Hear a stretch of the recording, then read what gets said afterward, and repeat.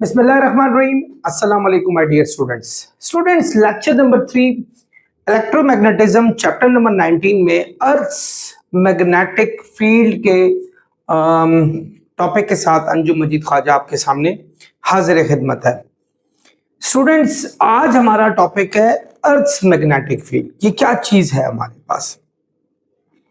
क्या आप जानते हैं स्टूडेंट्स के जिस तरह एक बार मैग्नेट में मैग्नेटिक फील्ड इर्द गिर्द उसके गिर्द मौजूद होती है, इसी तरह हमारी जमीन भी एक मैग्नेटिक फील्ड रखती है जिसको अर्थ मैग्नेटिक फील्ड कहा जाता है।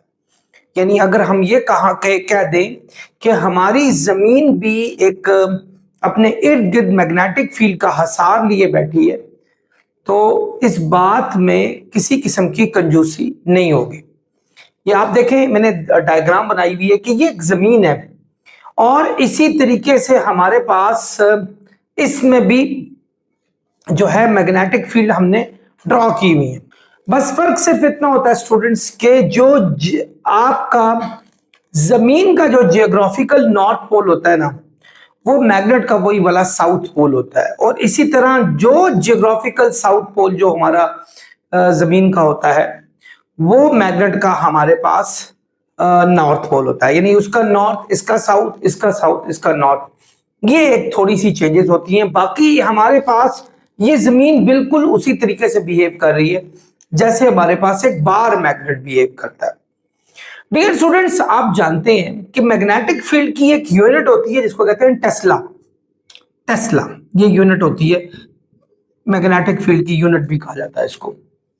आमतौर पे मैग्नेटिक फील्ड को बी से जाहिर करते हैं, बी से, और ये वेक्टर क्वांटिटी होती है। ये फोर्स पर करंट पर लेंथ होती है। लेंथ बल्कि पहले लिख ज्यादा बेहतर रहेगा। यस, इसके इक्वल होती है हमारे पास ये मैग्नेटिक फील्ड ये, और इसकी जो यूनिट होती है वो हमारे पास टेस्ला होती है। तो आमतौर पे वैसे इसकी बहुत बड़ी मैग्नेटिक फील्ड नहीं होती है, बल्कि काफी गुना हमारे पास बार मैग्नेट से कम होती है। ये आमतौर पे 25 माइक्रो टेस्ला से लेकर 65 माइक्रो टेस्ला तक होती है आमतौर पे। वैसे मैग्नेटिक फील्ड की बहुत सारी यूनिट्स भी हैं। आप आगे जाकर नेक्स्ट क्लासेस में पढ़ेंगे कि मैग्नेटिक फील्ड की एक यूनिट टेस्ला भी होती है। वैसे यहां से Newton per ampere per metre भी कहा जाता है। इसकी एक यूनिट हमारे पास न्यूटन वेपर पर मीटर स्क्वायर भी होती है। इसकी यूनिट गॉस भी होती है, हम इसको गॉस में भी मेजर कर सकते हैं, और गॉस में यही हमारे पास 0.25 गॉस से 0.65 गॉस तक होती है। ये वैल्यूज आमतौर पे बहुत छोटी वैल्यूज हैं if you compare this with a bar magnet, अगर आप बार मैग्नेट से उसको कंपेयर करें।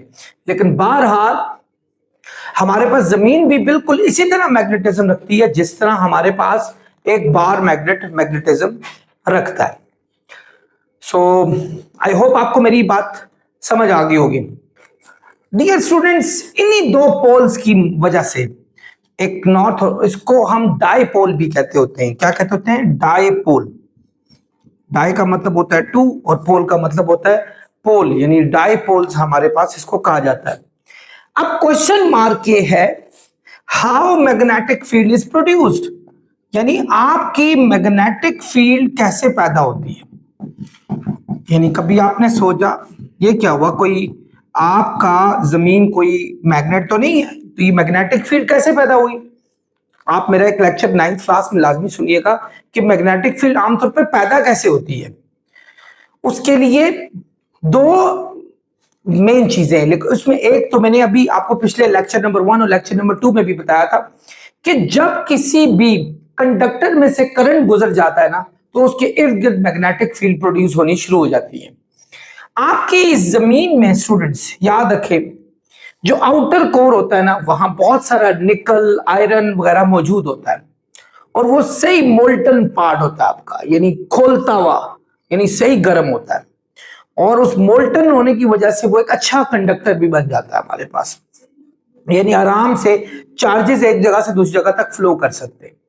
अब हमारी जमीन ये क्या करती होती है? स्पिन करती है, और इसके स्पिन करने से उस मोल्टन पार्ट में जो है वो चार्जेस फ्लो करना शुरू कर जाते हैं इस मूवमेंट से।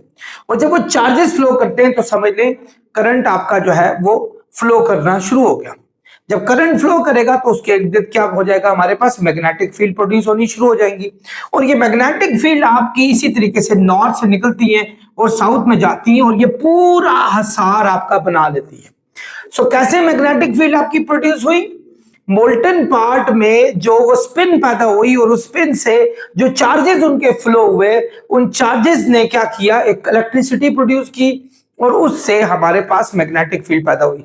ऑल्दो कि ये मैग्नेटिक फील्ड 25 माइक्रो टेस्ला से 65 micro tesla which is very small as compare to a bar magnet, एक बार मैग्नेट से बहुत ज्यादा है, वरना आपको फील हो रही होती है, आप लोहा पकड़ते वो भाग रहा होता कहीं ना कहीं, चूंकि इसकी फीलिंग इतनी ज्यादा स्ट्रांग नहीं होती ये। लेकिन बहरहाल इसने अच्छी खासी हमारे पास जो है ये हमारे पास फील्ड जनरेट की हुई है और इसके बहुत सारे फायदे भी हैं। इसका सबसे बड़ा फायदा ये कि जितनी भी सोलर विंड्स होती हैं जो हमारी जमीन के लिए खतरनाक किस्म की शुआएं जो जमीन पर आके गिरती हैं, उनको ये जो है बचाव का काम भी करती है, यानी रोकने का काम भी करती है।